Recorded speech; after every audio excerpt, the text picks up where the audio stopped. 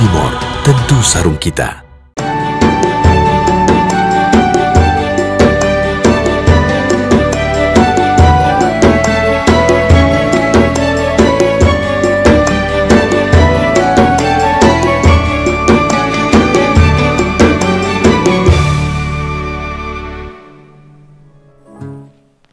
Assalamualaikum warahmatullahi wabarakatuh.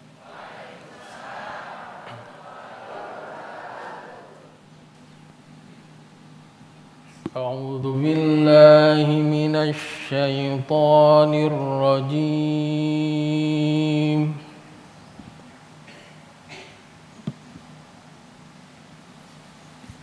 Bismillahirrahmanirrahim.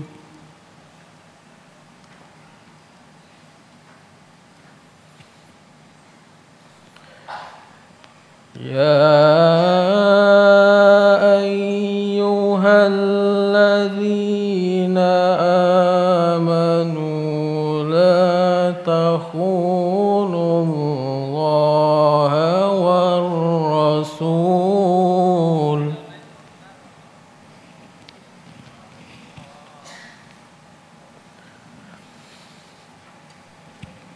La takhunullaha war rasul wa takhunu amanatikum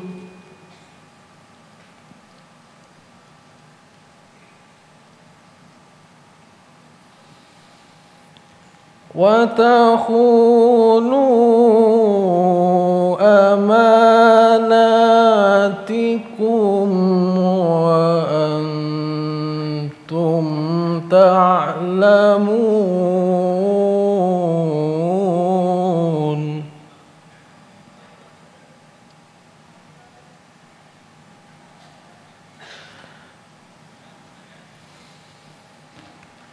Wa'lamu annama amwalukum wa auladukum fitnah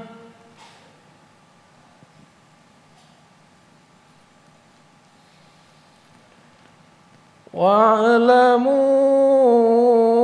annama amwalukum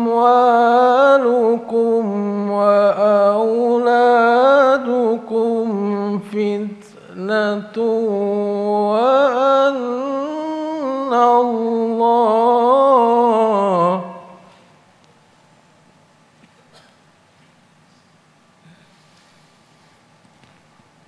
wa auladukum fitnatun wa anna Allah indahu ajrun azim wa anna Allah indahu ajrun azim. Sadaqallahul azim. Assalamualaikum warahmatullahi wabarakatuh. Bismillahirrahmanirrahim. Assalamualaikum warahmatullahi wabarakatuh. Alhamdulillahirrabbilalamin, pemirsa, kita dapat dipertemukan kembali dalam Majelis Ilmu Damai Indonesiaku. Dan hari ini kami bersiaran langsung dari Masjid Nurusi Syifa, Jalan Krida Nirmala, Komplek Departemen Kesehatan Sunterjaya, Jakarta Utara. Pemirsa, untuk membangun kepercayaan tentunya kita membutuhkan usaha. Namun untuk menghancurkannya cukup dengan satu kata, yaitu khianat. Lalu bagaimana khianat dalam perspektif Islam dan apa akibatnya? Hari ini Damai Indonesiaku akan mengangkat satu tema yang sangat menarik, yaitu bahaya khianat. Saya Sabrina Raisa, tentunya tidak sendiri, bersama dengan sahabat saya Mas Agung yang telah hadir bersama narasumber yang siap untuk berbagi ilmu. Silakan Mas Agung. Baik, terima kasih Syasha. Bismillahirrahmanirrahim. Assalamualaikum warahmatullahi wabarakatuh. Alhamdulillahirabbil alamin. Allahumma shalli ala sayyidina Muhammad wa ala ali sayyidina Muhammad. Alhamdulillah kita dipertemukan kembali dalam Majelis Ilmu Damai Nusaku yang kali ini mengangkat tema yang sangat menarik sekali berkaitan dengan bahaya khianat. Telah hadir di tengah-tengah kita guru-guru yang kita cintai, Syekh Ahmad Al-Misri, Kiai Haji Sarip Manaji dan Kiai Haji Fahmi Salim, yang tentunya nanti kita untuk memperdalam tema kita siapkan satu segmen yang insya Allah akan semakin memberikan pemahaman kepada kita tentang bahaya khianat. Inilah Damai Indonesiaku yang dipersembahkan oleh Sarung Wadimor, tentu sarung kita. Selamat mengikuti.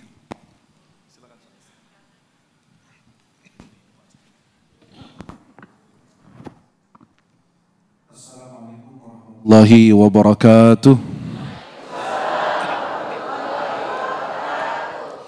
Alhamdulillahi rabbil alamin wal aqibatu lil muttaqin wala udwana illa 'alal zalimin. Asyhadu an la ilaha illallah wahdahu la syarika lah. Asyhadu anna Muhammadan abduhu wa rasuluh. Allahumma salli wa sallim wa barik ala sayyidina Muhammadin wa ala alihi wa sahbihi ajma'in. Para jemaah yang dimuliakan Allah, pemirsa TV One dimanapun berada, para guru-guru kita yang hadir, uhibbukum jami'an fillah. Saya mencintai kalian semua karena Allah. Semoga Allah senantiasa mempertemukan kita di dunia dalam taat dan di akhirat di surganya Allah Subhanahu wa taala. Senang sekali di siang hari ini bisa memandang wajah-wajah penghuni surganya Allah. Wajah-wajah yang selalu bercahaya. Cahaya lampu terlalu terang. Para jamaah dan pemirsa dimanapun berada, insya Allah jamaah-jamaah yang hadir nampak begitu cahaya imannya, cahaya wuduknya, cahaya Islamnya, cahaya ibadah-ibadah yang kita lakukan kepada Allah. Nabi SAW menjelaskan bahwasannya di antara tanda-tanda hari kiamat ada khianat.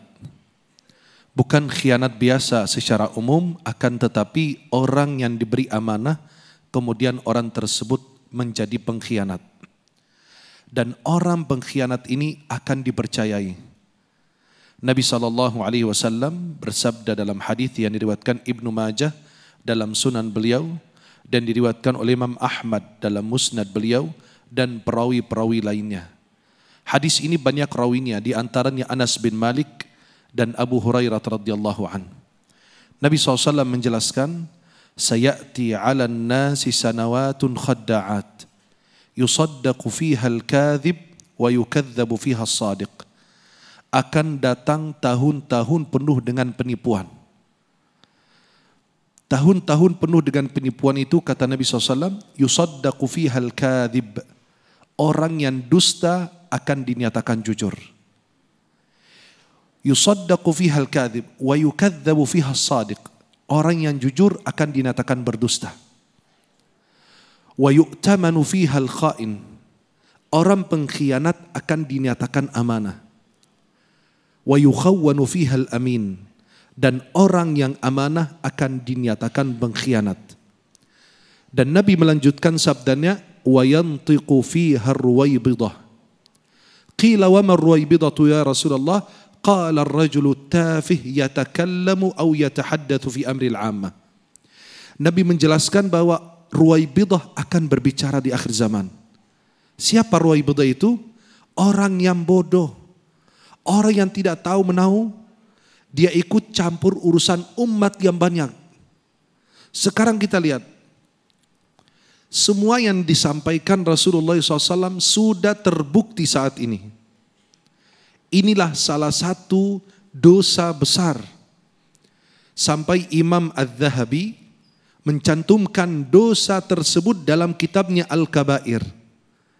Kitab beliau namanya Al-Kabair, sudah diterjemahkan bahasa Indonesia, dosa-dosa besar.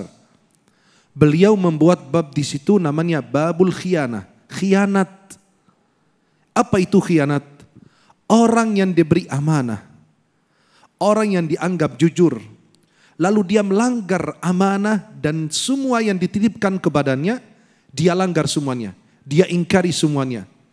Janjinya dia ingkari, sumpahnya dia langgar. Dan dalam syariat itu, kata ulama, arti khianat itu luas. Kufur disebut khianat, nifaq disebut khianat, zina disebut khianat, menebar rahasia, membongkar rahasia, itu juga disebut khianat. Dan ini salah satu sifat yang harus dijauhi oleh umat Islam. Allah Subhanahu wa ta'ala tidak menyukai para pengkhianat. Allah Subhanahu wa ta'ala mengatakan dalam Al-Quran bahwasannya sesungguhnya Allah tidak mencintai orang melakukan pengkhianat tersebut. Allah tidak mencintai, tidak menyukai orang-orang pengkhianat. Apalagi orang itu diberi amanah, sudah diberikan kepercayaan, kemudian orang tersebut melanggar kepercayaan tersebut. Amanah yang sudah dititipkan oleh Allah Subhanahu wa ta'ala dia langgar. Maka para jemaah yang dimuliakan Allah Subhanahu wa ta'ala, khianat sekarang secara luas, kalau makna secara umum kita ini, kadang-kadang suami menjadi pengkhianat, istri menjadi pengkhianat, amanah yang Allah titipkan kepadanya dia tidak jalankan dengan baik. Maka dijelaskan bahwa khianat ini memiliki banyak macam. Di antaranya adalah khianat kepada Allah. Sebagaimana disampaikan di awal tadi. Ya ayyuhalladzina amanu la takhunu Allah wa rasul wa takhunu amanatikum.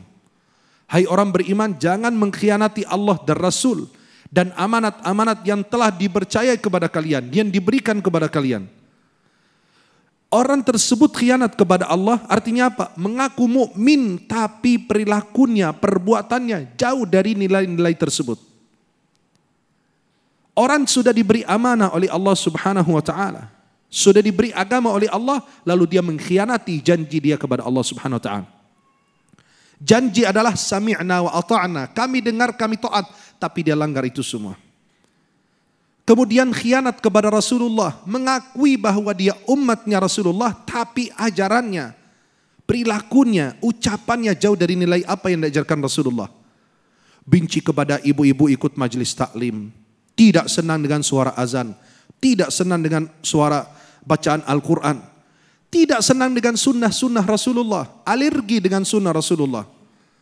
Karena kelompok tertentu melakukan sunnah tersebut dengan cara yang tidak baik, akhirnya kita membenci sunnah Rasulullah. Halo? Masih hidup? Seperti apa? Orang celana cingkrang itu kan sunnah. Gak usah diremehkan. Saya gak mandang orang yang melakukannya walaupun dengan cara yang tidak baik. Itu kan sunnah Rasulullah. Kata ulama, menjulurkan pakaian di bawah mata kaki karena sombong, dosa besar. Sepakat ulama 4 mazhab. Tapi kalau menjulurkan pakaian di bawah mata kaki karena tidak sombong, ulama jadi berbeda. Mazhab Syafi'i makruh, mazhab Hanafi boleh, mazhab Hambali haram. Itu sunnah Rasulullah. Kadang-kadang orang alergi dengan jenggot. Kalau Anda tidak mau berjenggot, silakan, gak masalah. Tapi jangan sekalipun Anda melanggar janji Anda sama Allah sebagai umat Nabi Muhammad SAW. Ngaku cinta Nabi tapi benci dengan sunnah Rasulullah. Kita tidak peduli orang-orang yang mempraktikkan sunnah itu dengan cara yang tidak baik. Itu urusan dia. Sunnah tetap dicintai karena ini adalah sunnah dari Rasulullah Muhammad SAW. Dulu para salafus salih dan sahabat mengerjakan sunnah karena sunnah dari Rasulullah. Tanda cinta mereka kepada Rasulullah. Sekarang kita meninggalkan sunnah karena sunnah. Artinya dikerjakan dapat pahala, tidak dikerjakan tidak apa-apa. Kemudian yang ketiga, khianat kepada manusia. Ini yang luas di antara kita itu. Seorang suami khianat kepada keluarga, tidak mendidik, tidak membesarkan mereka dalam agama, tidak mengajari mereka Al-Quran, tidak mengajari mereka agama. Jadi gampang terjerumus di dalam kesesatan. Seperti apa? Anaknya gampang masuk pesantren yang sesat. Kenapa? Karena orang tuanya tidak punya ilmu agama. Sehingga ini adalah khianat. Sudah dinyatakan sesat, tapi masih ada 2.500 santri yang mau mendaftarkan dirinya di situ. Halo? Jadi kenapa? Karena orang tua ini pengkhianat. Pengkhianat kenapa? Istri tidak boleh ikut pengajian. Ada ibu-ibu bertanya. Suami saya melarang saya nggak boleh ikut kajian. Silakan, dia berhak untuk melarang Anda punya ikut kajian, tapi dia punya kewajiban untuk mengajarimu agama Allah. Maka seorang suami menjadi pengkhianat, seorang istri menjadi pengkhianat juga kadang-kadang. Tidak mendidik, membesarkan anaknya dalam taat kepada Allah Subhanahu wa taala. Dia hanya peduli dengan apa? Urusan-urusan duniawinya sehingga lupa tugasnya. Itu khianat. Seorang dokter khianat kepada amanah yang diberikan. Seorang pemimpin kadang-kadang khianat kepada amanah yang diberikan. Seorang insinyur kadang-kadang pengkhianat. Seorang guru kadang-kadang pengkhianat di dalam sekolah. Tidak mendidik membesarkan murid-muridnya dalam keadaan baik.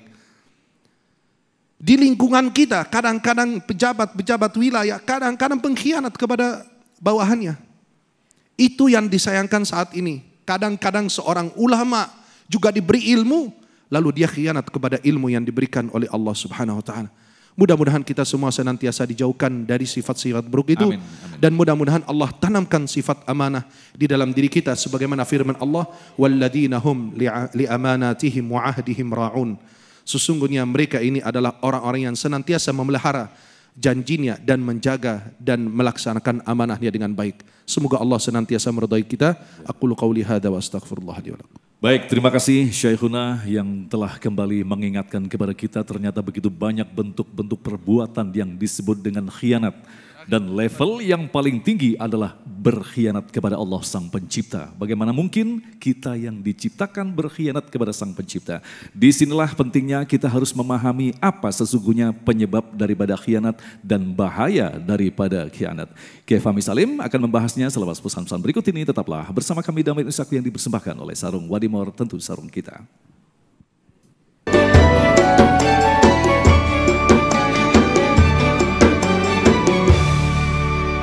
Ya pemirsa, terima kasih masih bersama kami dalam Damai Indonesiaku. Pemirsa, di segmen sebelumnya kita telah mendapat pemahaman dari Syekh Ahmad Al-Misri tentang pengertian dan jenis khianat. Dan pada segmen kali ini kita akan menambah lagi pemahaman kita tentang khianat. Dan kita akan mendengarkan tausiah yang akan disampaikan oleh Ustadz Fahmi Salim dengan mengangkat subtema penyebab dan bahaya khianat. Silahkan Ustadz.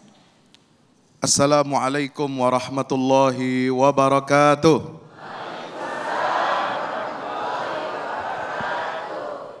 Alhamdulillah, wassalatu wassalamu ala rasulillah, wa ala alihi wa ashabihi wa man tabi'ahu wa nasarahu wa walah. La hawla wa la quwwata illa billah. Subhanaka la ilma lana illa ma 'allamtana innaka antal alimul hakim. Allahumma faqihna fid din wa 'allimna at-ta'wil. Amin ya rabbal alamin. Hadirin hadirat jamaah Masjid Nurus Syifa dan juga seluruh pemirsa Damai Indonesiaku TV One dimanapun berada. Yang saya hormati para alim ulama, para guru-guru yang hadir di sini, Kiai Haji Syarif Mat Naji, Syekh Ahmad Al-Misri dan juga seluruh jamaah yang hadir. Mudah-mudahan kita semua senantiasa diberkahi oleh Allah Subhanahu wa taala. Amin ya rabbal alamin. Berbicara tentang khianat, menyambung dari apa yang sudah kita dapatkan ilmu yang begitu luar biasa dari guru kita tadi. Kalau kita lihat dalam Al-Quran, kata khianat itu memiliki penyebab dan sumber. Dia tidak datang secara tiba-tiba. Satu, yang pertama tadi dibacakan oleh qori kita. Setelah Allah melarang kita untuk mengkhianati Allah dan Rasul-Nya, maka disebutkan apa yang menyebabkan khianat itu bisa muncul dalam diri seorang yang mukmin, yang muslim. Yaitu apa?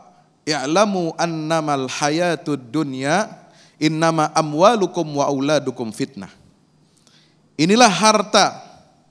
Anak-anak itu bisa menjadi sumber fitnah, malapetaka yang mendorong seseorang untuk berkhianat. Belum lagi kalau kita berbicara tentang pengkhianatan terhadap amanah, jabatan, kekuasaan. Kalau kekuasaan itu semakin besar, sumber daya yang dimiliki semakin besar ada di tangan seorang hamba Allah, maka ini bisa mendorong seseorang itu untuk bertindak melampaui batasnya. Nauzubillah min zalik. Hadirin yang dimuliakan Allah Subhanahu wa taala, masih ingat cerita tentang Nabi Yusuf? Tahu cerita Nabi Yusuf? Tahu Bapak Ibu? Apa? Panjang ceritanya ya.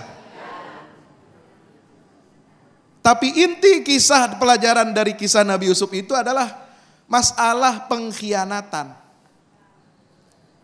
Ketika saudara-saudara Nabi Yusuf terdorong oleh rasa cemburu, terdorong oleh emosi, terdorong karena ingin mendapatkan perhatian lebih daripada orang tuanya, maka mereka bersekongkol melakukan kesepakatan jahat untuk mencelakakan Nabiullah Yusuf alaihis salam.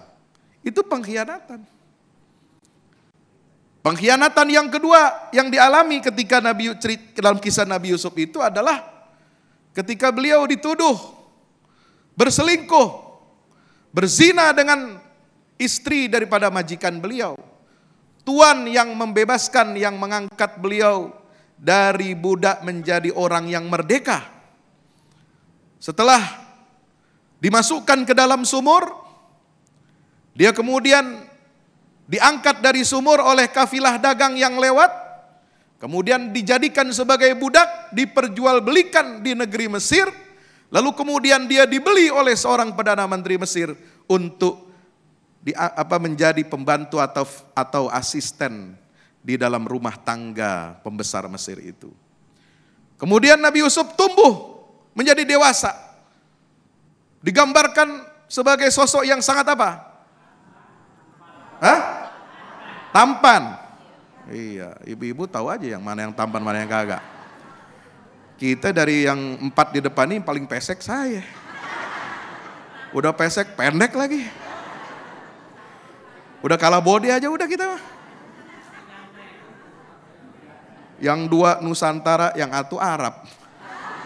Lah gua di mana ini? Masya Allah. Apa kata Nabi Yusuf alaihissalam ketika dituduh? Kemudian beliau harus merelakan dirinya untuk masuk ke dalam penjara. Dzalika liya'lama anni lam akhunhu bil ghaib. Biarin dah, biar puas orang-orang mau ngomong apa juga. Tapi yang saya inginkan, dengan sikap yang saya ambil, saya rela untuk dipenjara walaupun tanpa pembuktian ada pengadilan, biar tahu tuan saya, majikan saya itu, liya'lam anni lam akhunhu bil ghaib. Saya tidak pernah berkhianat kepada tuan saya. Saya tidak pernah melakukan khianat di belakang. Ya, banyak orang di depan mukanya bagus, baik-baik, ya. Senyum, tapi di belakang khianat. Di depan manis-manis mukanya, di belakang dia dia menusuk saudaranya sendiri, memfitnah saudaranya sendiri. Saya tidak akan dan tidak akan pernah melakukan tindakan khianat, apalagi di belakang. Di belakang aja nggak pernah, apalagi di depan. Wa innallaha la yahdi kaidal khainin, dan sesungguhnya Allah tidak akan memberikan hidayah petunjuk bagi apa? Bagi makar tipu daya orang-orang yang berkhianat. Ada lagi kisah dalam Al-Quran. Ini yang melatar belakangi turunnya firman Allah Subhanahu wa taala dalam surah An-Nisa ayat 105. Ada seorang muslim mencuri harta dari Baitul Mal.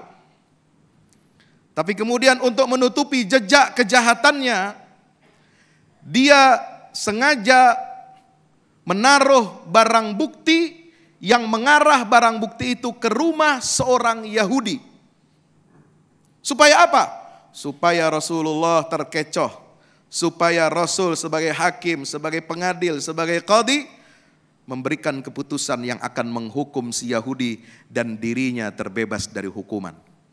Kira-kira ini sikap khianat apa bukan? Khianat apa bukan? Ini khianat dalam masalah hukum. Mengecoh hakim. Orang kagak bersalah, kadang-kadang dituduh, di mobilnya ditaruh obat-obatan, ya enggak? Orang kagak bersalah, kadang-kadang tahu-tahu di rumahnya ada bom. Orang kagak bersalah tiba-tiba di urainya dibilang apa? Ada ini, ada itu, barang bukti macam-macam. Bisa direkayasa.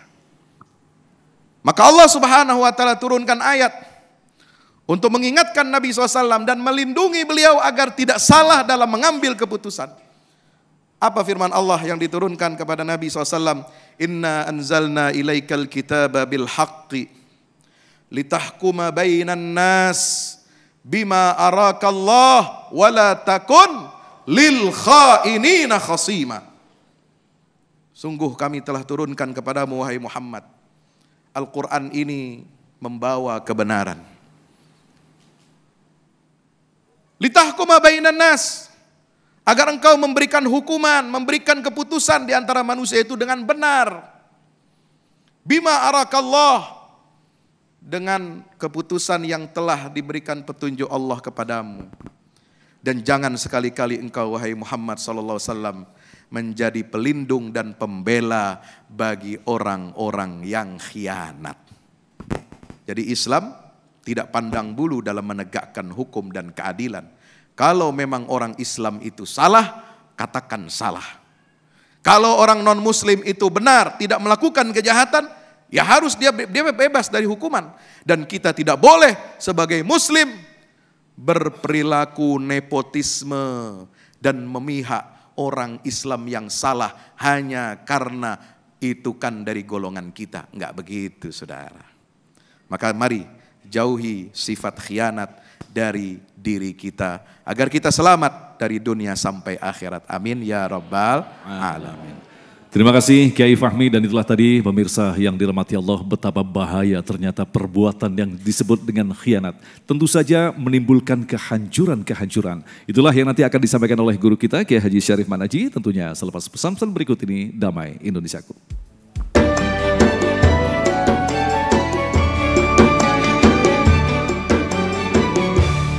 Terima kasih pemirsa, dan masih bersama kami Damai Indonesiaku yang mengangkat tema tentang berkhianat. Dan dalam segmen kali ini Kiai Syarif Manaji akan memberikan gambaran kepada kita betapa keburukan-keburukan dan kerusakan yang diakibatkan dari sikap khianat. Silakan Kiai. Baik, terima kasih. Bismillahirrahmanirrahim. Assalamualaikum warahmatullahi wabarakatuh. Alhamdulillahi rabbil alamin. Allahumma salli wa sallim ala sayyidina Muhammad wa ala ali sayyidina Muhammad. Amma ba'du. Ayuhal jam'ul karim, jamaah sekalian yang berbahagia, pemirsa TV One dimanapun berada, yang semoga senantiasa dalam penjagaan Allah. Tuan-tuan guru kita, Syekh Ahmad Al-Misri, Kiai Haji Fahmi Salim, Mas Agung, semoga senantiasa dalam keberkahan. Emang rada rebet kalau ketemu orang yang punya sifat khianat. Apalagi kita lagi sayang-sayangnya. Ditinggal pergi, dikhianati. Sakit apa enggak, Bu? Sakitnya ada di mana? Emang nyusahin, kalau bahasa orang Betawi sambar geledek tuh orang gitu. Kenapa? Karena membawa petaka. Sampai sekelas baginda Rasulullah SAW diberikan peringatan oleh Allah. Wa mimman haulakum minal a'rabi munafiqun.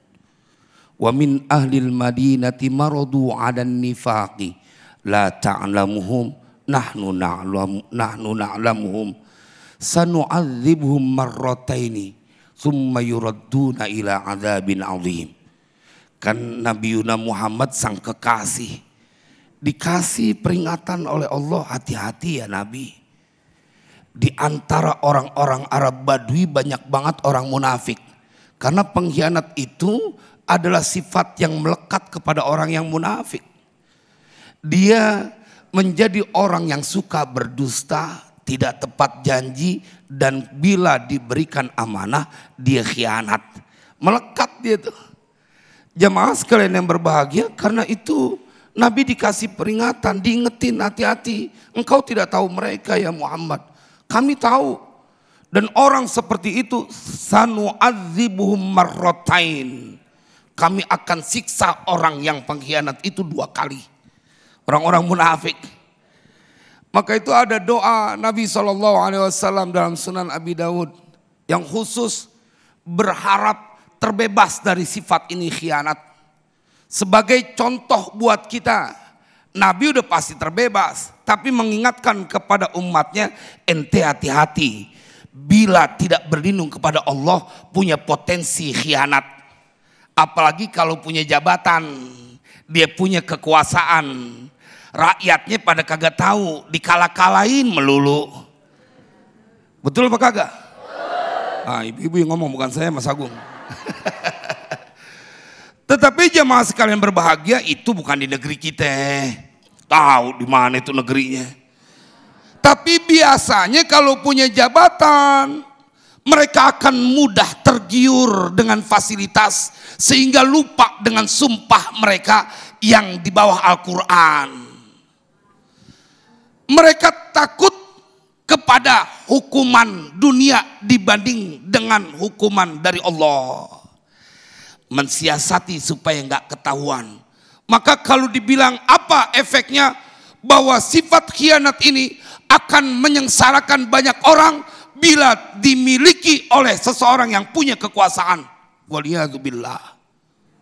Banyak air mata yang berderai, jeritan para wanita yang begitu sedih dan memilukan akan terjadi di mana-mana bila mereka berkhianat kepada semangat yang ditanamkan di bumi pertiwi ini, bahwa harus menjadi orang yang memberikan kedamaian kepada rakyatnya.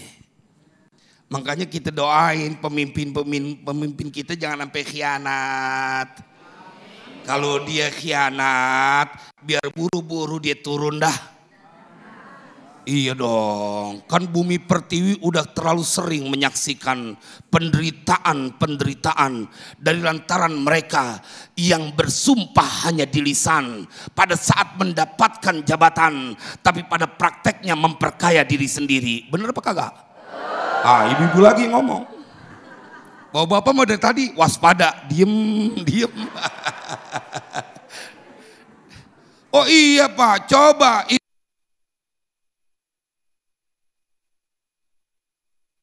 Rakyatnya, tidak semuanya, tetapi berita kelewat sering seliweran di televisi. Mereka yang kebetulan punya jabatan, kemudian mengumpulkan itu harta sebanyak-banyaknya. Dia kagak tahu rakyat Indonesia ada yang pagi dia nggak ketemu dengan nasi buat sarapan, atau mereka yang jangan-jangan ribut suami dan istri gara-gara kebingungan buat beli kebutuhan sembako karena kelewat tinggi. Jadi efeknya Mas Agung ini menyeluruh. Kalau dia punya kedudukan yang punya kekuasaan besar, maka itu jamaah sekalian berbahagia. Nabi SAW dalam Sunan Abi Daud berdoa betul tuh. Allahumma inni a'udzubika minal ju' fa innahu bi'sad dhaji' wa a'udzubika minal khiyanah fa innaha bi'satil bitanah. Ya Allah, aku berlindung kepadamu dari rasa lapar, karena rasa lapar adalah seburuk-buruknya teman tidur. Udah begitu ditemenin sama bini yang lagi lapar juga. Habis dah kita dah. Udah lapar kagak enak, ditemenin tidur, bini lagi lapar. Bagaimana nggak bubar tuh rumah tangga? Lihat, bila ada yang khianat, maka efeknya akan begitu banyak. Dan Nabi juga berlindung kepada Allah. Ya Allah, aku berlindung kepadamu dari khianat, karena itu adalah seburuk-buruknya teman. Jemaah, dari mimbar damai Indonesiaku ini saya ingin mengingatkan bahwa apa yang kau lakukan akan dimintakan pertanggungjawaban. Jadilah orang yang disebut oleh Nabi khairun nas anfa'uhum linnas. Bagaimana kemudian jabatan, kekuasaan, apapun yang Allah berikan kelebihan pada dirimu, kemudian menyebabkan banyak orang di sekitarmu terlukis senyuman di wajahnya. Bukan berlaku sebaliknya. Kau khianat, kau tidak pikirkan orang-orang yang menangis bahkan tidak tidur di waktu malam karena kefikiran dengan apa yang akan terjadi kesusahan pada diri mereka.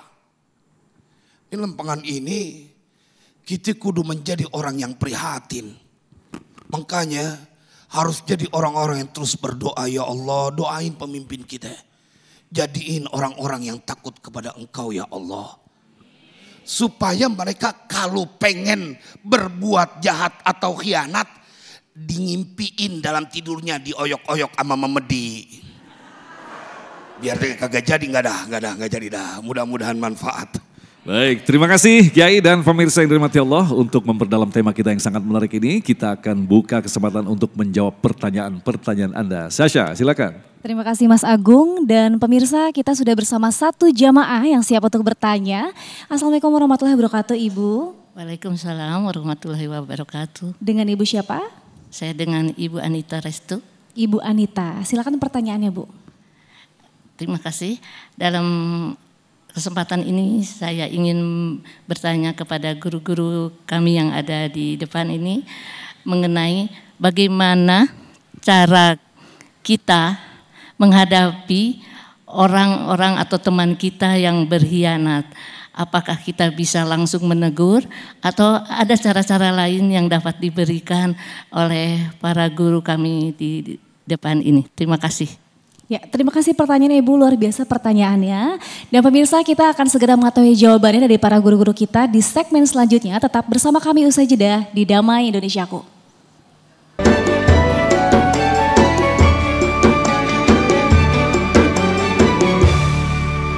Baik, terima kasih pemirsa, kita kembali bersama Damai Indonesiaku yang mengangkat tema tentang khianat. Alhamdulillah tadi pengantar mukadimah dari guru-guru kita cukup membuat kita untuk siap berkonsentrasi dan sekaligus memahami apa sesungguhnya khianat dan sekaligus apa bahaya daripada khianat. Terima kasih, telah ada beberapa pertanyaan yang akan kita jawab. Pertanyaan pertama tadi dari Ibu Anita yang mungkin akan dimulai dari Syekh Ahmad terlebih dahulu. Bagaimana menghadapi orang yang berkhianat?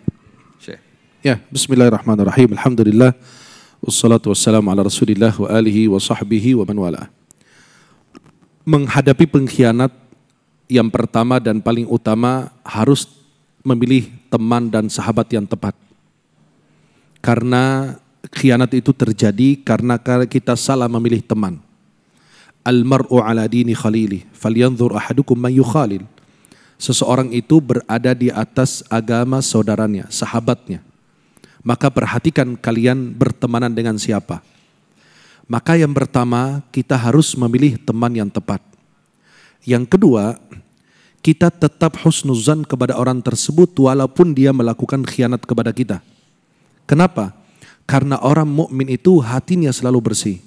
Sebagaimana doa kita yang Allah sampaikan dalam Al-Quran, surat Al-Hashr ayat 10, Rabbana ghfir lana wali ikhwanina alladhina sabaquna bil iman wala taj'al fi qulubina ghillan lilladhina amanu rabbana innaka raufur rahim.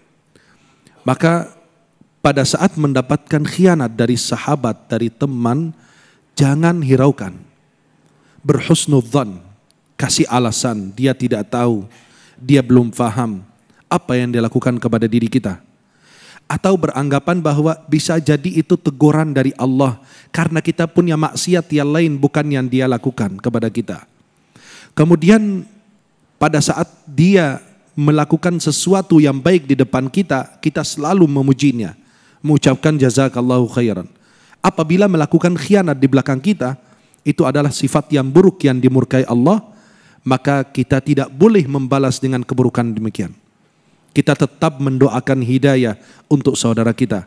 La takunu aunan lisyaitani ala akhikum. Jangan menjadi penolong syaitan atas saudaramu. Maka khianat itu timbul karena lemahnya iman seseorang. Maka kita doakan hidayah oleh Allah.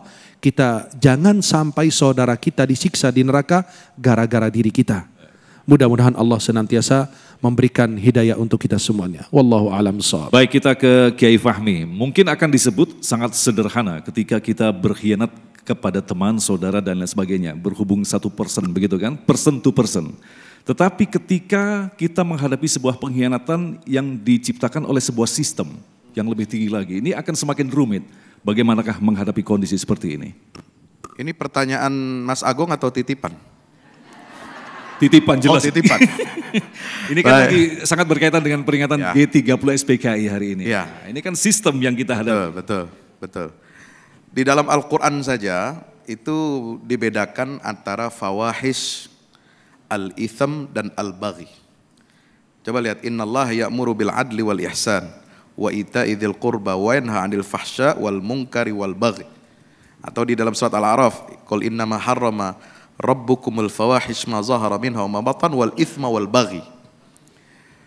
Kalau fawahish itu terkait dengan perbuatan keji, perbuatan dosa yang melanggar ya hak-hak hubungan seksual. Al-ithm itu adalah dosa dengan Allah, melanggar hak-haknya Allah. Al-baghi ini adalah kezaliman yang sistematis, yang dilakukan bukan oleh satu dua orang tapi oleh kekuatan atau sebuah jaringan yang memiliki kekuatan. Maka itu kita mohon perlindungan kepada Allah Subhanahu wa taala. Maka Nabi SAW berdoa kepada Allah. Ada doa Nabi itu dalam Sahih Ibnu Majah, Allahumma inni a'udzubika minal ju' fa innahu bi'sad dhaji' wa a'udzubika minal khiyanah fa innaha bi'satil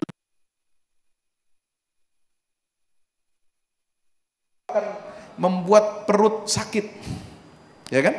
Kemudian ya Allah, aku berlindung kepadamu dari sifat khianat, dari teman yang khianat, karena itu adalah seburuk-buruk bitonah, pembisik.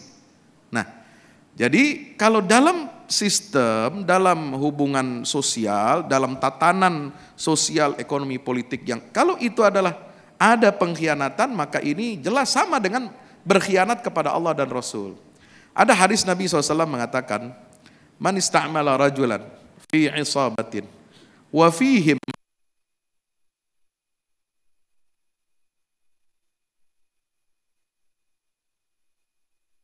pemimpin di dalam satu kaum, sementara di dalam kaum itu ada yang lebih berhak, lebih cakap, lebih soleh.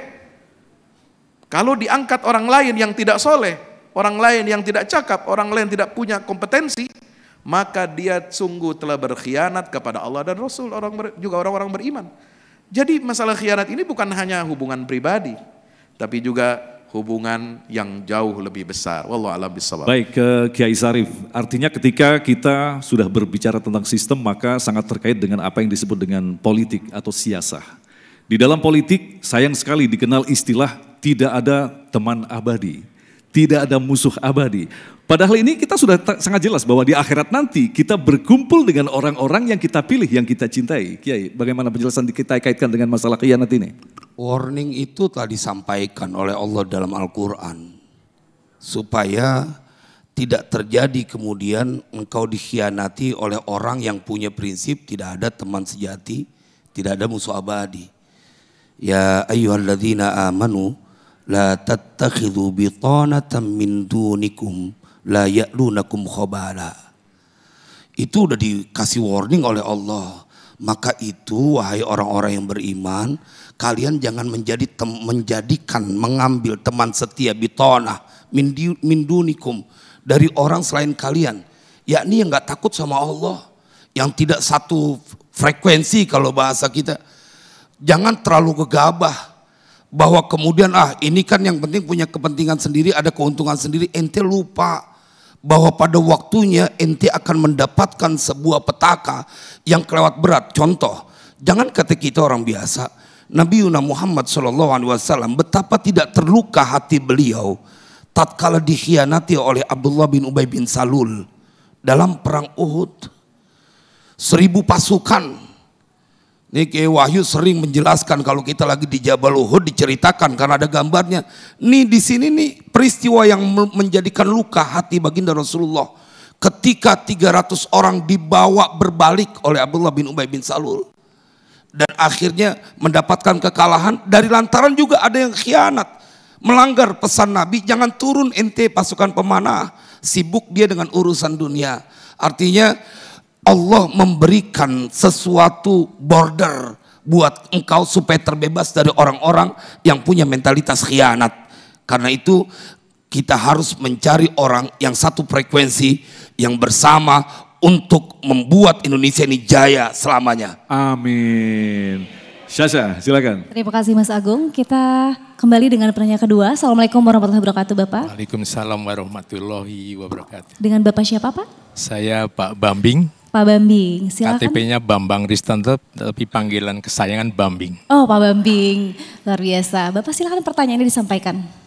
Ustadz, dalam khianat, waktu revolusi walaupun saya belum lahir, kalau ada pengkhianat langsung ditembak, betul kan? Walaupun saya belum lahir. Yang kedua, ada khianat yang justru orang tuanya senang, merestui. Alhamdulillah anakku, kamu dikhianati oleh calonmu. Coba kalau dikhianati setelah kamu jadi, itu jadi petaka. Itu yang kedua. Yang ketiga, Ustadz. Terlalu banyak nanti, satu saja. Terima kasih. Ya, kembali ke Mas Agung silakan. Baik, mungkin dari Syekh Ahmad dulu, kita nanti akan bagi bertiga. Jadi ada orang tua yang lebih baik, ya udah nak, gak apa-apa kamu dikhianati oleh calonmu daripada nanti sudah married ternyata berkhianat di tengah jalan. Nah ini hubungan keluarga mungkin nanti, silakan. Bismillah, alhamdulillah, wassalatu wassalamu ala rasulillah. Berarti dia bilang mendingan di awal dikhianati daripada di tengah pernikahan dikhianati, ya, di tengah jalan. Ini berkaitan dengan rumah tangga ya. Berarti kalau dia khianat di awal, itu lebih bagus daripada sudah nikah kemudian dia khianat. Mengapa pilih wanita seperti itu? Berarti Syekh Sya'rawi rahimahullah ta'ala, kalau ditanya persoalan rumah tangga, suami ribut sama istri, istri ribut sama suami, suami ngatain istri, marah, main tangan, dan lain, kata beliau, kamu yang salah pilih, jangan salahkan Islam. Sejak awal Islam sudah memberikan prinsip, pilihlah wanita bukan karena turunan, bukan karena kecantikan, harta dan lain, tapi pilihlah wanita yang punya agama. Wanita yang punya agama, idza nadhara ilaiha asarrathu, apabila dia pandang, dia senantiasa membahagiakan. Wa idza amaraha ata'athu, apabila dia perintahkan, dia selalu taat. Wa idza ghaba anha hafizathu fi maliha wa hurmatiha. Apabila dia pergi meninggalkan istrinya karena sebuah tugas di luar negeri atau di luar kota, dia akan menjaga dirinya dan kehormatannya. Maka wanita yang punya agama gak bakalan menjadi pengkhianat. Apapun yang dilakukan oleh suaminya, dia akan nurut dan taat kepada suaminya dalam kebaikan. Maka kalau kita dari awal memilih yang baik, insya Allah di tengah jalan atau di ujung jalan atau di awal tidak bakalan dia pengkhianat. Kenapa? Karena dia dari awal kita pilih berdasarkan agama. Karena ini wanita yang dianjurkan Allah dan Rasulnya. Kalau kita hawa nafsu karena kecantikannya, karena hartanya, keturunannya, itu menjadi banyak pengkhianat. Karena ini berkaitan dengan urusan dunia, bukan urusan Allah dan agama. Wallahu a'lam. Kiai Sarif, bisa kita katakan bahwa manusia itu kan memang lemah, fluktuasi begitu kan. Artinya suatu saat dia melakukan perbuatan buruk, perbuatan baik. Lantas ketika sampai pada satu keputusan dia harus berkhianat, tapi sebagai bentuk siasah untuk mencari jalan keluar. Kita kaitkan dengan pertanyaan tadi. Bagaimanakah caranya?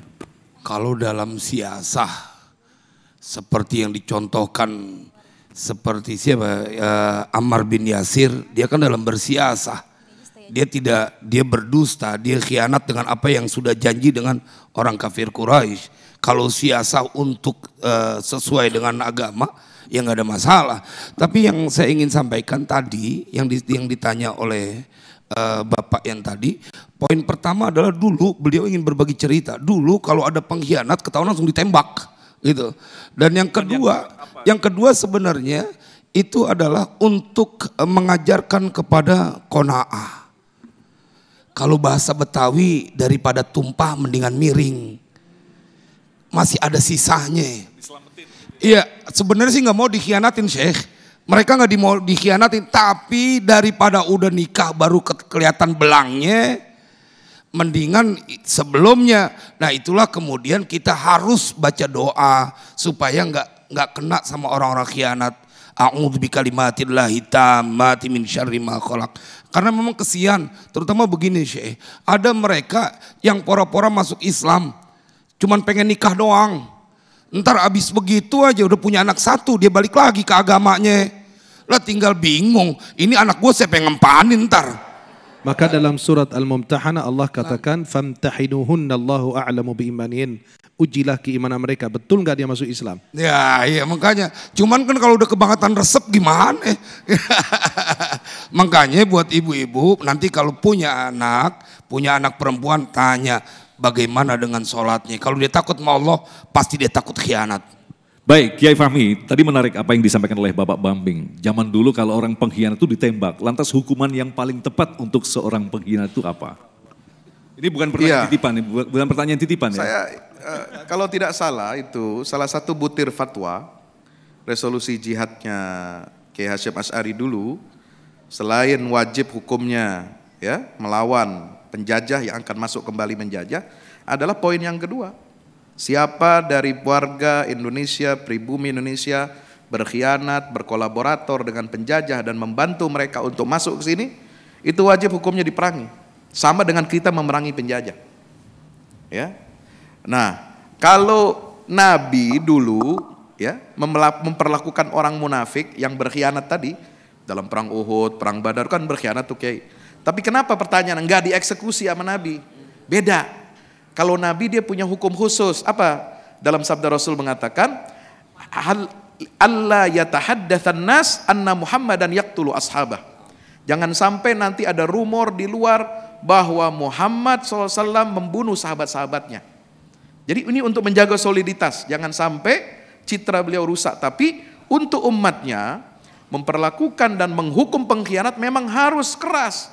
Supaya apa? Supaya tidak menjadi duri dalam daging. Coba lihat semua dalam sejarah Islam banyak pengkhianat-pengkhianat ya, itu dihukum pancung. Ya, kalau Mas Agung ini suka nonton film pendiri Kesultanan Utsmaniyah Turki. Wah, itu kan banyak pengkhianat tuh, mulai dari zaman Ertugrul sampai Utsman ya kan. Itu dipenggal, Bos. Kalau dia kerjasama sama musuh, kerjasama sama pasukan salib, kerjasama sama orang-orang yang ingin menghancurkan Islam, itu begitu. Jadi memang fitrah ya manusia itu memang kalau dia sudah menyimpang fitrahnya berpihak kepada musuh, maka dia diperlakukan sebagai musuh. Sama hukumnya seperti itu. Tapi menegakkan hukuman itu tidak boleh pribadi-pribadi. Dia harus ada hukum positifnya, ada sistemnya, ada di situ undang-undangnya yang menetapkan hal seperti itu. Wallahu a'lam bishawab. Mungkin Kiai Syarif sedikit bisa menambahkan, kalau kita perhatikan di Cina itu ketika orang akan menjabat sebuah jabatan yang tinggi, sudah disiapkan di depannya peti mati. Kalau kamu korupsi, nah itu kan sudah hukum Islam masuk di dalam sebuah sistem. Lantas kalau kita yang hadapi saat ini, kita kan sangat fleksibel sekali menghadapi kejahatan-kejahatan yang sifatnya bisa dikatakan sebagai pengkhianatan, Kiai. Iya, makanya kita perlu membaca sejarah tentang Abu Lubabah. Ayat yang tadi dibaca oleh qori kita, asbabun nuzulnya berkaitan dengan Abu Lubabah. Ketika dia sedikit saja ingkar dengan perintah Nabi, kemudian dia mengakui salah dan menghukumi dirinya, diikat di masjid, nggak mau ada makanan, nggak mau ada minuman sebelum ada kepastian diterima taubatnya. Saat bahkan sudah dikabarkan diterima taubatnya, kemudian sahabat-sahabatnya membuka ikatannya, dia nggak mau. Saya pengen Rasulullah yang membuka. Nah, bila semangat ini terjadi dan sering disampaikan, bahwa khianat itu potensinya akan membuat engkau celaka dunia akhirat. Kau perlu berkaca dengan seseorang yang dia sampai mengakui kesalahannya karena merasa tidak sesuai dengan apa yang diperintahkan oleh Nabi. Masya Allah, luar biasa sekali. Baik, kita akan lanjutkan nanti di segmen yang kelima. Kita akan dengarkan muhasabah yang akan disampaikan oleh Syekh Ahmad Al-Misri, yaitu murka Allah kepada orang yang berkhianat kepadanya. Tetaplah bersama kami, Damai Indonesiaku.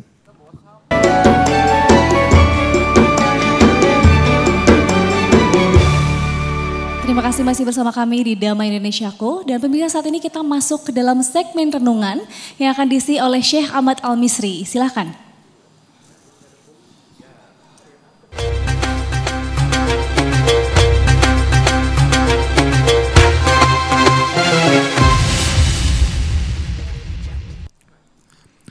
Pemirsa TV One dimanapun Anda berada, para jemaah semua yang dicintai Allah Subhanahu Wa Taala.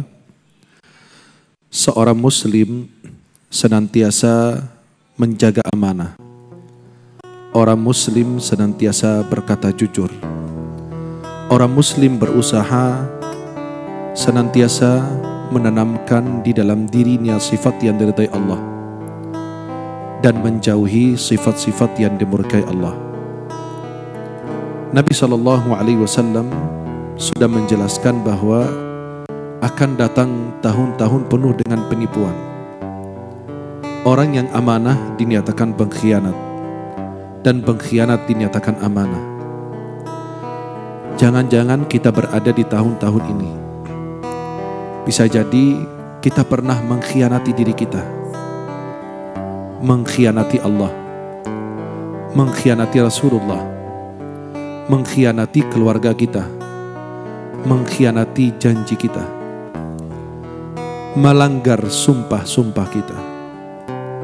Seorang muslim berusaha menjalankan amanah yang sudah diberikan Allah.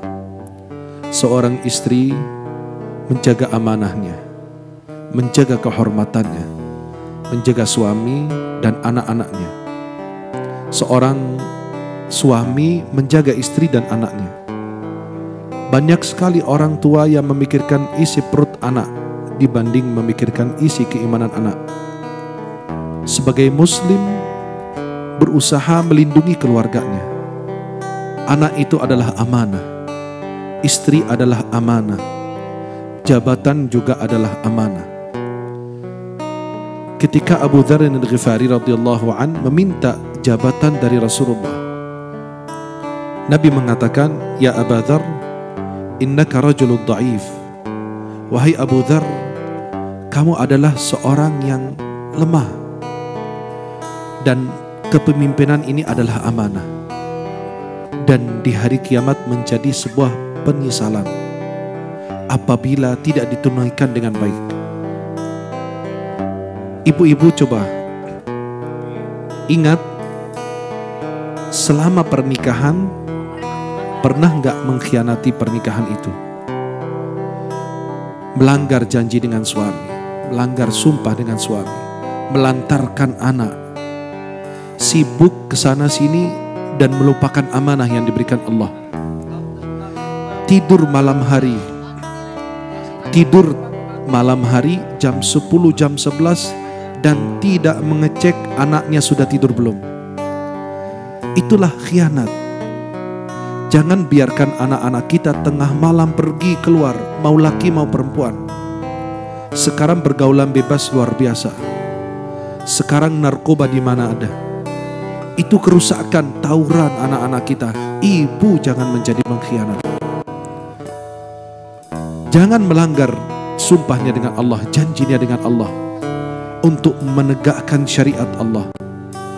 Menggunakan jilbabnya, menjaga kehormatannya. Tidak diperkenankan siapapun masuk ke dalam rumah jika suami tidak berada di dalam rumah. Tidak menghamburkan harta kecuali dengan izin suami. Bahkan sedekahnya minta izin suami. Bapak-bapak, demikian. Anda sudah diberi amanah seorang istri dan anak. Apakah Anda di pagi hari keluar mencari rizki yang dihalalkan Allah?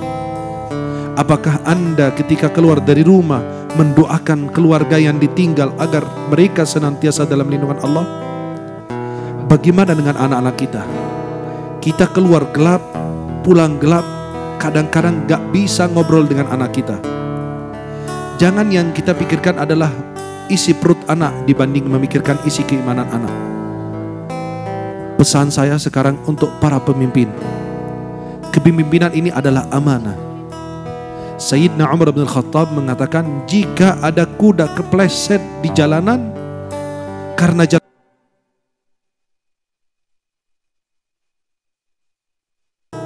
di jalanan itu, betapa banyak orang-orang yang kelaparan.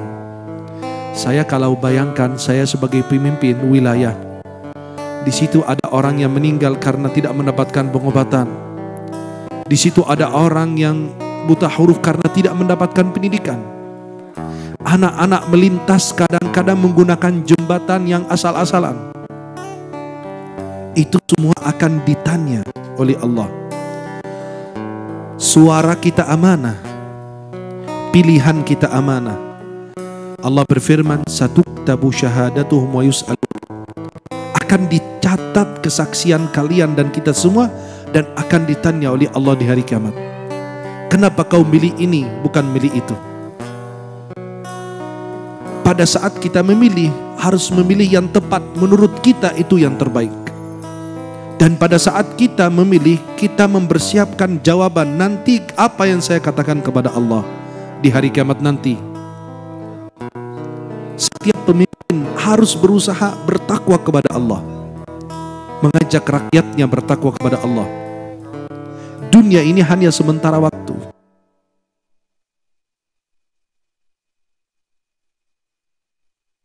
Utamakan dunia dibanding yang abadi. Masa cuma gara-gara harta? Banyak sekali orang-orang yang mengejar harta seumur hidupnya. Dia sudah kumpulkan harta sebanyak-banyaknya, ternyata dia meninggal dunia sebelum menikmati harta tersebut. Banyak sekali contoh.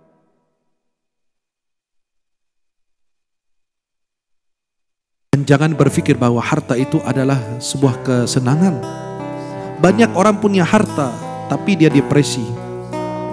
Dia sakit, gak bisa menikmati harta yang dia peroleh itu. Maka jangan sampai Anda menjadi pengkhianat. Lakukan apa yang Anda bisa lakukan. Jangan takut kecuali dengan Allah. Engkau hidup mulia atau mati syahid, itu lebih bagus di sisi Allah. Maka pemirsa dan jamaah yang dimuliakan Allah Subhanahu wa ta'ala, pemimpin ini harus berusaha selalu memantau bawahannya. Pemimpin itu harus tegas dengan pilihannya, dengan keputusannya. Mudah-mudahan sebagai guru, suami, istri, orang tua, kontraktor, insinyur, dokter, semua berusaha menjaga amanah. Jangan sekali-kali mengkhianati amanah yang dititipkan Allah kepada kita. Semoga kita menjadi hamba yang selalu menjaga amanah, menjaga saudara kita dari hal-hal yang tidak diridhai Allah Subhanahu wa ta'ala.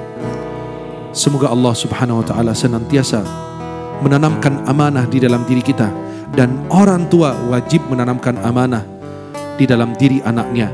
Jangan sekalipun menjadi pengkhianat untuk siapapun, walaupun kita tidak suka dengan orang tersebut, walaupun orang itu pernah berbuat jahat kepada kita. Semoga Allah senantiasa meridai, semoga Allah senantiasa merahmati kita semua. Semoga Allah senantiasa memberikan hidayah kepada para pemimpin-pemimpin kita. Kalau mereka lurus, rakyat ikut lurus. Kalau mereka bengkok, rakyat ikut bengkok. Dan kita doakan mudah-mudahan mereka menjalankan amanah dengan baik. Setiap suami, istri menjalankan amanah dengan baik. Sampai Allah kembalikan, kita kembalikan amanah tersebut kepada sang pemilik amanah. Mudah-mudahan Allah meridai kita. Subhana rabbika rabbil izzati amma yasifun. Salamun alal mursalin walhamdulillahi rabbil alamin.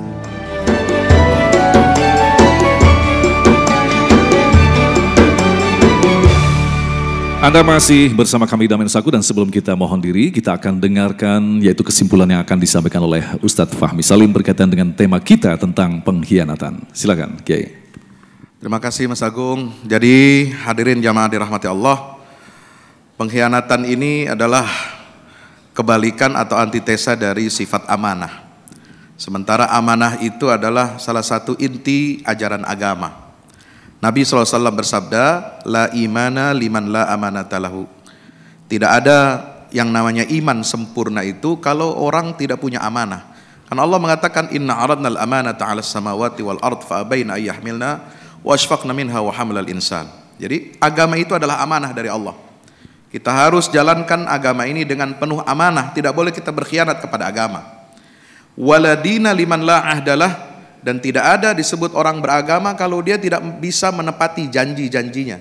Janji kepada Allah, janji kepada manusia, janji kepada sesama, janji dengan suami, dengan istri, dengan anak. Maka itu mari kita pupuk sifat amanah, dan mari kita jauhi sifat khianah dari diri kita, keluarga kita, bangsa dan negara kita, insya Allah. Baik, terima kasih Kiai Fahmi dan demikian pemirsa yang dirahmati Allah Damai Nusaku untuk hari ini dan besok kita akan tampilkan siapa besok dan alamatnya di mana masjid yang akan kita kunjungi? Iya, insya Allah besok Damai Nusaku akan bersiaran langsung dari Masjid Raya Cinere dengan mengisi narasumbernya yaitu Kiai Haji Sumarno, Kiai Haji Idrus Romli dan Ustadz Abdul Muta Ali dengan tema Islam dalam Semangat Kebangsaan. Masya Allah. Akhir kata, saya Sabrina Raisa. Agung Izulak dan pendukung acara ini Sarung Wadimor tentu Sarung kita mengucapkan terima kasih atas perhatian Anda. Sampai jumpa besok. Wassalamualaikum warahmatullahi wabarakatuh. Semoga diaminkan oleh seluruh rakyat Indonesia yang menyaksikan ini. Bismillahirrahmanirrahim. Alhamdulillahirabbil alamin. Hamdan yuwafi ni'amahu wa yukafi'u mazidah. Allahumma salli wa sallim ala sayyidina Muhammad wa ala ali sayyidina Muhammad. Allahumma ya Rabbana birahmatika wa bijahi nabiyyikal Mustafa wa bijahi awliyaika. Ya Allah, tolonglah negeri kami untuk tetap mendapatkan keberkahan darimu. Ya Allah, hilangkan dari sifat di dalam diri kami ya Allah khianat untuk Engkau, untuk nabimu dan untuk sesama. Hilangkan khianat dalam hati kami ya Allah. Ya Rabbana, jagain pemimpin-pemimpin kami supaya mereka tetap amanah, sayang kepada rakyatnya dan memberikan perhatian, membahagiakan kepada rakyatnya. Ilahana ya Maulana, berikan kami tetap kesatuan dan persatuan di Republik ini ya Rabbana. Jagain negeri ini ya Allah dari segala kejahatan makhlukmu. Rabbana atina fid dunya hasanah wa fil akhirati hasanah wa qina adzabannar wa adkhilnal jannata ma'al abrar. Ya Aziz, Ya Ghaffar, Ya Sattar, Ya Rabbal Alamin. Wa sallallahu ala sayyidina Muhammadin wa ala alihi washabihi wasallam. Walhamdulillahi rabbil alamin. Wassalamualaikum warahmatullahi wabarakatuh.